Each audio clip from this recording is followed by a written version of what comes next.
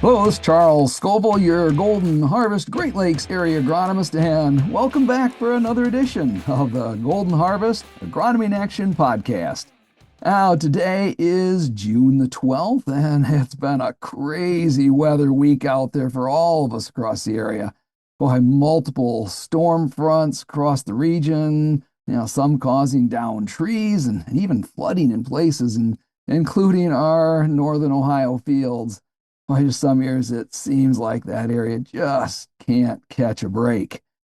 On today's episode, I'm going to cover these three topics. First of all, observations from my travels this week, some thoughts and watchouts for this next week, and I've got a guest host, agronomist John Brien from Ohio. He's going to spend a little bit of time with us talking about the differences between C3 and C4 plants and kind of help us understand why this should matter to us in corn and soybean development. So grab your cup of coffee and let's talk some agronomy. Now, first off, it's been a busy week out on the road. It started with a service call in West Michigan where, there was some concern about a poor soybean stand. Now, upon investigation of the field, we found heavy residue, from just an enormous previous year's corn crop, combined with probably a little too minimal of tillage across and no row cleaners. Now, the result was twofold. Lots of what we call hairpinning, where there was trash caught up in the seed trench, which just didn't allow some good soil to seed contact, and wow, also a huge population of slugs. Now, these slugs were taking full advantage of the trash in the field that they were calling home and easy access to the germinating soybean seed due to the hairpinning in the rows. Now, they'd replanted it actually once already a week ago, and they were contemplating another replant just to keep ahead of the slug damage. Now, these are always just tough situations when trying to balance the cost of field preparation to the risk of these types of issues. And sometimes you can get away with it, and sometimes we end up in this exact situation. So, as I always preach, there's just never a good replacement for solid soil to seed contact. Now, I also had a chance to help plant what I believe to be our very last corn plot in the state of Michigan early Sunday morning. It was a beautiful day, and the plot went in without a hitch. So, I share this with you because honestly, it gives me a chance to just say a huge thank you to all of our corn and soybean plot cooperators for always doing whatever it takes to get those plots planted each year. And we really do learn so much about the placement of our products by those efforts. Now, as the week continued, it was fun to pull out the drone and do some corn stand counts for some of our customers. And of course, the best time to get these counts is from that V1 to V3 growth stages before the corn plants start to touch each other down the rows. Now, although this is often too late to make replant decisions, it is a great way to check out your planter's performance and see your stand consistency, which can help set further management decisions and, of course, yield expectations. Now, if you still have some smaller corn and want to get some stand counts done, just give me a call. Now, one thing I do always remind folks of is when having me fly their fields, it's that drone hides nothing. So, we're going to see all your starts and stops. We're going to see the straightness of your rows, and we might even find, like we did this last week, some unexpected weed escapes along the way. So, hopefully, we can do some more drone flights here. Now, finally, I had a chance this week to confirm a bunch of corn and soybean fields in the GHX app. Now, this is just a friendly reminder to all of our seed advisors out there that, boy, if you'll just take a few minutes to confirm the hybrid or variety in a field and the date planted, boy, that'll set you up for a full season of amazing agronomic information on those fields. Now, as a customer of Golden Harvest, this one step sets you up for free, high resolution satellite imagery for crop stress index reports and even root cause reports, in addition to specific field level weather right there on your phone with the GHX app.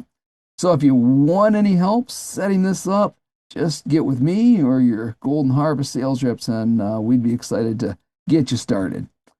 Now, as for things to be looking out for this next week, my top of mind items start with how fast this crop is developing right now. With plenty of heat and moisture, this corn is growing fast enough that you could probably stand in the field and watch it grow. Well, in fact, if you want to have some fun with it, I'm going to have you go out and actually spray paint completely a couple of corn plants and then take a picture of it. Then go back out tomorrow and take another picture of it. You'll be amazed the growth shown by the plant material, which is now there without paint on it, showing the new growth since the day before. Then do this again each day for the next few days and just watch it change. If you do this, well, I would love for you to send me those photos, and well, maybe I can even share them on a future edition of our podcast. But with this fast growth comes the potential of what we call rapid growth syndrome. Now, this is when the corn grows so fast that the top of the plant actually buggy whips and it can't unravel as fast as it's growing. Now, once the plant starts to unravel naturally in a few days later, boy, we get this yellow flash in the whorl of the plant, and that's usually when I get the service calls. Now, if you watch these plants, they'll green back up in just a couple days, but while these scattered yellow corn plants always grab your attention as you're out scouting fields this time of the year. Now, with this in mind, I did get a photo of some corn that was buggy whipping, and it was not due to rapid growth syndrome, boy, but instead it was due to herbicide damage. Now, with a hot, dry weather we had a few weeks ago, why, some herbicide sprays got caught up in those plants, and they really did some damage. So if you're concerned about telling the difference between these two causes of buggy whipping, just send me some photos and I'm glad to help you work through it. Now, next up, I'd actually like to introduce you to the newest member of the Golden Harvest Agronomy team. He's covering a good chunk of central and southern Indiana and Ohio. It's Mr. John Brien. Now, he comes to us with years of agronomy experience across the industry, and he shared with his team some background information last week on C3 versus C4 plants. Now, when I read his comments, I thought, boy, that'd be a great piece of information to also share with our podcast listeners. So I asked him to join us today. John, welcome to the show.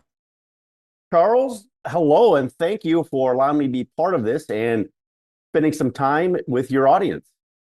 I really appreciate you taking that time. And John, I'm just going to ask you in the next few minutes to give us a quick lesson on why we should care about the differences in, C3 versus C4 plants. I would love to, Charles. When you grow corn and soybeans, you're managing two very different crops. Understanding those differences can help you make better management decisions and ultimately get more out of every acre. At the heart of those differences is photosynthesis. Both plants, C3 and C4 plants, do photosynthesis. That's the process where plants use sunlight to convert carbon dioxide and water into sugars. And then ultimately that's what fuels growth. But a key step in that photosynthetic process is called carbon fixation. That's where plants capture that carbon dioxide and turn it into organic compounds. This is where C3 and C4 plants take different paths.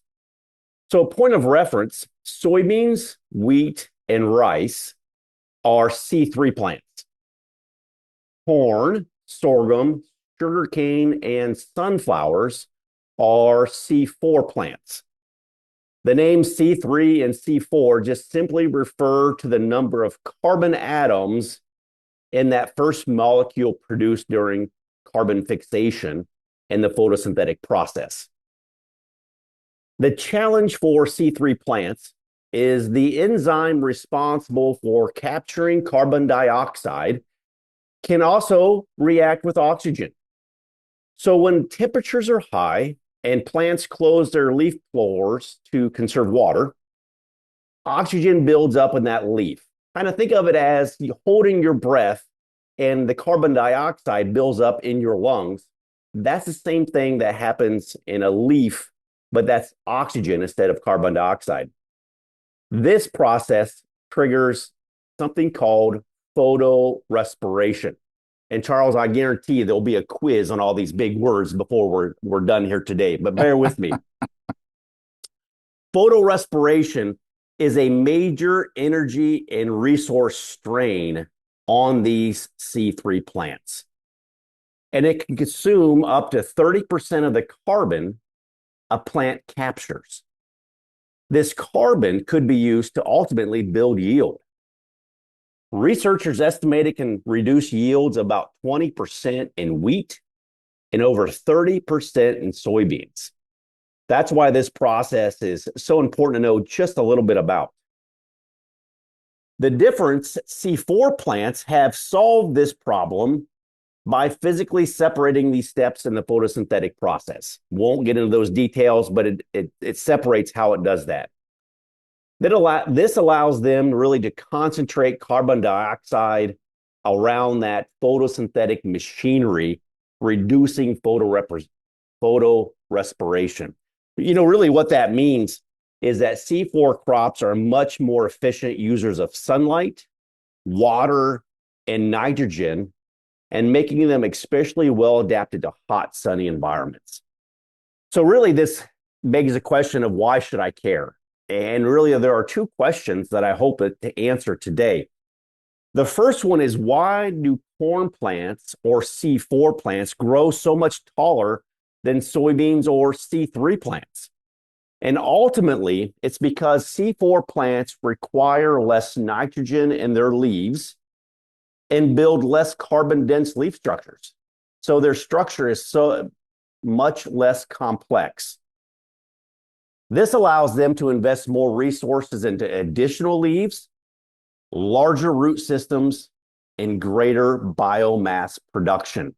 So it's all about that efficiency of photosynthetic process that allows the C4 plants to do this. So why do soybeans, the second question is, why do soybeans produce grain with more protein than corn? Amazingly, this goes back to photorespiration again. Because C3 plants require such large amount of nitrogen-rich enzymes to combat that photorespiration, as those leaves mature, that nitrogen is reallocated from the leaves into the grain that there produces the protein in the grain. So here's just a little bit of a perspective. So a 60 bushel soybean crop requires roughly 300 pounds of nitrogen to produce that 60 bushel crop. And the grain it produces is 36 to 40% protein. That same 300 pounds of nitrogen can support approximately 300 bushels of corn. But that corn only produces grain at 8 to 11% protein. So Charles, the next time you're walking through a cornfield or a soybean field, please remember that these crops are built differently, they grow differently, and allocate nutrients differently. I truly believe understanding these differences is really the first step towards managing each crop to its highest potential. Well, thanks, John. I really appreciate that. Over the years, you always hear people playing around with the, C3 or C4 plant, throwing it out there, but you don't always really maybe think about the differences. And so, we certainly manage those crops differently, and there's a reason behind it. So I appreciate your insights there, sir. And folks, to wrap up this week's podcast, I hope you've enjoyed, learning about some of my travels this past week, and boy, maybe talk you into getting started with your own GHX app experience. Be sure this next week to watch out for rapid growth syndrome and, go ahead and paint up some corn plants. I'll be looking forward to seeing your photos. And finally, I hope you now have a little better understanding of our C3 versus C4 plants out there. Well, I thank you again for tuning into this week's Golden Harvest Agronomy in Action podcast. Stay patient, stay safe, and I'll see you in the field.